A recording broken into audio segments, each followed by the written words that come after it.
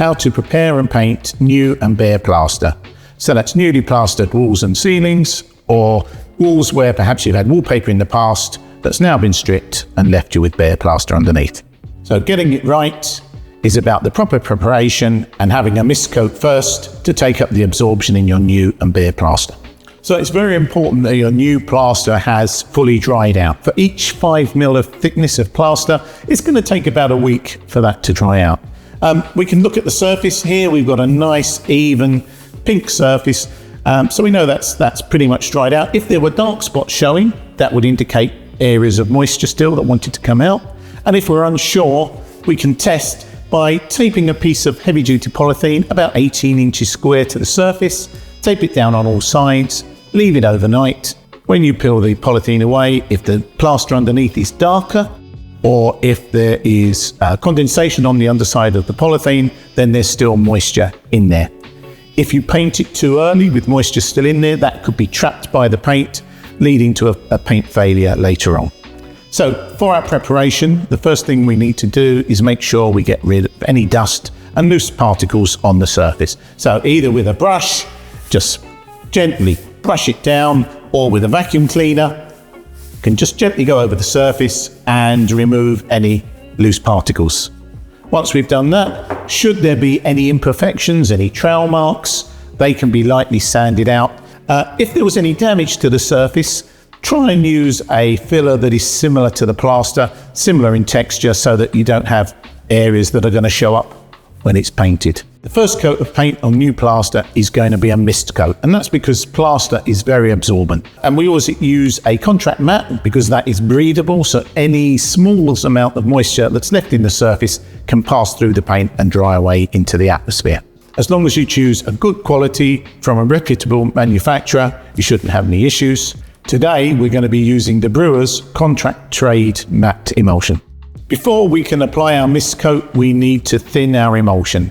Different manufacturers have different ratios, so just check the tin or the data sheet for their advice. We're now going to add 25% water into that, and then we're going to stir it thoroughly. So we've mixed our paint, we're almost ready to apply it. Just before we do, we just talk a little bit about the tools we're going to use. We've got a roller with a medium pile sleeve on it for large wall areas. If we were cutting in around the edges, we use a brush. Picture framing can be an issue, and that's where you cut in with a brush around the edge and you leave a thicker stripe of paint. So when you look at the wall, it can look like there's a dark, almost picture frame effect around your walls. Some decorators will add 10% water to the paint that they're going to use for cutting in, and that minimizes the chances of picture framing occurring. We have our thin paint, we have our equipment, we're ready to go to apply our mist coat. So we just need to pour it into our roller tray. Make sure your roller is loaded with plenty of paint. It can splash, so make sure you've used plenty of dust sheets and you're not too vigorous with the rolling action. Don't worry about too much about it looking patchy, because we're literally just stealing the surface. As you can see, plaster absorbs the paint very quickly. It's very difficult to keep a wet edge when you're applying a mist coat, because the paint is almost drying it and being absorbed into the surface as you're doing it. So we're back to our plastered wall. Our mist coat that we applied is now dry.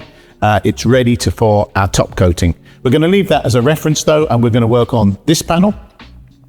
It's the same process. It's got the mist coat. It looks a little bit patchy, but that's not a problem because it's doing its job. It's taking up the absorbency in the plaster and giving us a good base to apply our top coats. There are a range of products that you can put over the top, range of good quality emulsions, and they have varying qualities depending on the area that you're painting. Some are a bit more hard wearing, like the Albany Durable Matte that we're going to be applying today. The Zinza Perma White is very good for bathrooms, humid areas. It's also got a mold inhibiting additive that will help to control any mold, algae growth that might be occurring. So we're going to apply the first of our two top coats now.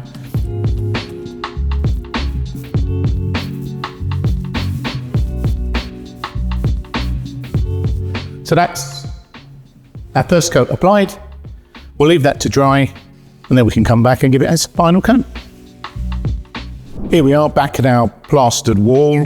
We've removed the tape that we had on this so that you can see the graduation between the mist coat and our first coat. The opacity on the first coat is very good, but it just needs our final coat now to finish the project.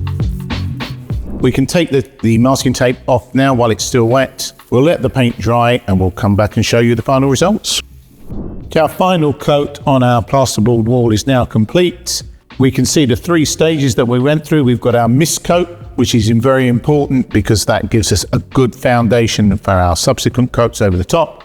Then our first coat, very good coverage, and our final coat to finish.